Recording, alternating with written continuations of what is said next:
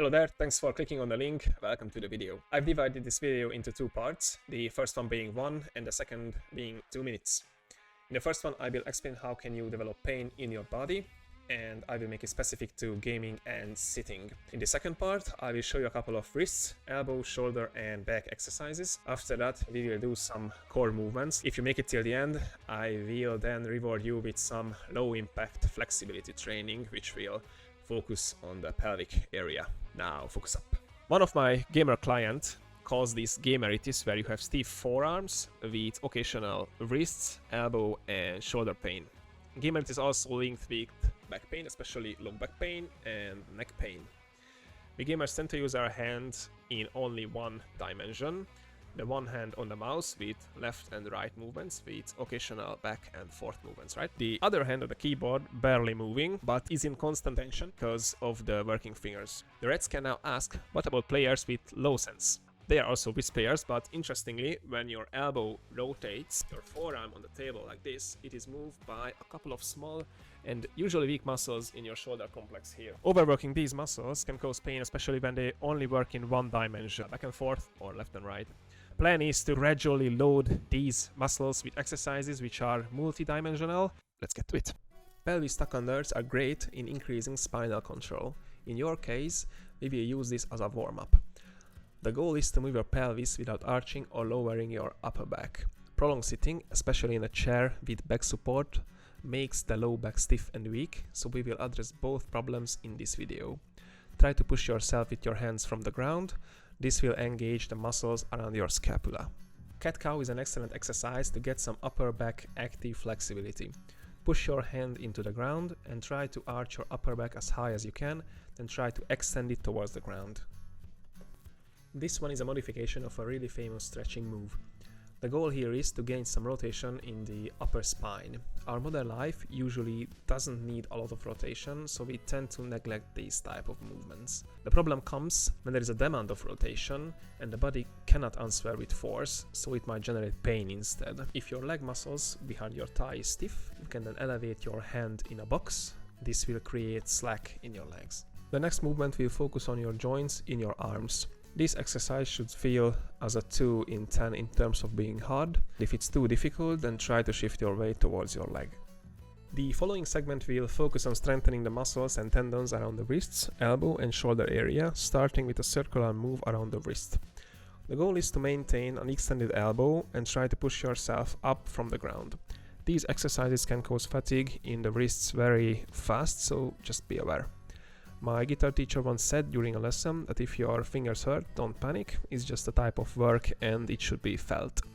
Next up, 3 similar movements, starting with a back and forth rocking. As before, the goal is to create a lengthening motion around the wrist with straight elbows. Following this movement, turn your hands 90 degrees outwards and repeat the exercise. The hardest one is when you turn your hands inwards. This motion may cause a bit of discomfort in your forearms, but if it's not a sharp pain or anything like that, just push through it. I will make a cheat sheet about the amount of repetitions and sets in the description. The last wrist and forearm movement is the hand elevation exercise. Starting in a quadruped position, the goal is to elevate your hand while your fingers are maintaining contact with the ground. If raising both hands seems hard at first, just try it with one hand and shift your body weights from your hands towards your legs. The most important thing is to try to listen to your body. If it feels extremely challenging, then we need to find a solution where you can have fun and still got something out from the work. Good job making it this far. The following segments we will focus on the abs and back muscles, so let's do this. The next one is a controlled elbow tap with your knee. Common mistake when your pelvis rotates to the opposite side relative to your moving leg. Try to stiffen your abs and glute muscles. This can eliminate the pelvis rotation. Please choose a challenging but not too difficult exercise from the following 3.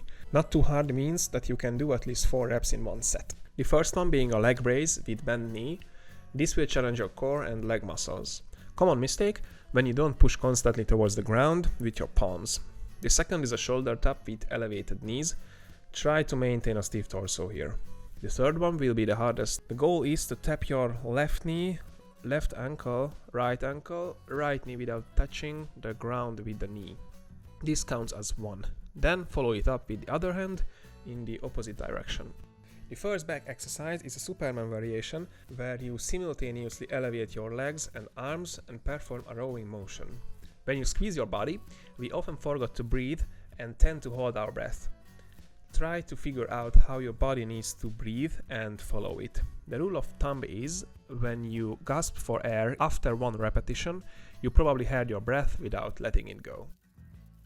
The last strengthening exercise in this video is another variation of the Superman, where you try to move your hand around the body without letting go of your squeezed and elevated limbs. Just try to breathe, that's all. The last segment of the video is the flexibility mini training. The first movement is a 90-90 position, where we want to have your pelvis rotate around the butt. The first progression is less demanding, as here you can support your weight with your hand behind your back. The second variation is when you let go of the ground and making it a full active dynamic motion. I haven't mentioned it yet, but perform these and all of the previous exercises on both sides. The next movement is an adductor fly, where you try to lower your knees towards the ground. If you try to squeeze your gluteal muscles during the lowering phase, you can have more ranges of motion, thus the exercise will be a bit harder and more effective. The last movement of the video is a lower back stretch. The key here is to rotate your upper body before bending towards your leg. I see often when people just bend their body without rotation. This can achieve little to none in terms of progress. Thank you for your time. I hope that I delivered the value you've been expected of me. I could go on postural restoration and how you can achieve a more upright torso or a healthier body, but I wanted to make a relatively short and digestible video. Again, thanks for watching. I'll be lurking in your chat.